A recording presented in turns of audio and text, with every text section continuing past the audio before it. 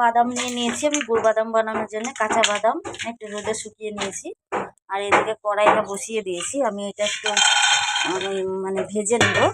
ভেজে নিলে পরে এই খোসাটা ছাড়ানো যাবে। উনি ভাজা হয়ে গেছে, আমি নামিয়ে ঠান্ডা করতে দেবো, নাহলে পরে এই খোসাটা ছাড়ানো হবে না। তো ঠান্ডা করে খোসাটা ছাড়িয়ে আসছি আবার। আমি এগুলোতে নিয়ে নেব, দিয়ে এরকম ঘষা দিলে পরে খোসাগুলি ছেড়ে যাবে। বাদামটার খোসা ছাড়িয়ে নিয়েছি, পরিষ্কার করে নিয়েছি। আর এদিকে গুড় বসিয়ে দিয়েছি, গুড়টাও জাল হতে লেগেছে। তো এটাকে আমি যখন তার মতন হয়ে যাবে, হাতে এরকম করবো, তখন জালটা হয়ে যাবে। তো আমার গুড়টা হয়ে গেছে, আমি গ্যাসটা বন্ধ করে দিলাম। আর এদিকে বাদামটা পরিষ্কার করে রেখেছিলাম, আমি বাদামটাও দিয়ে দিলাম এর মধ্যে।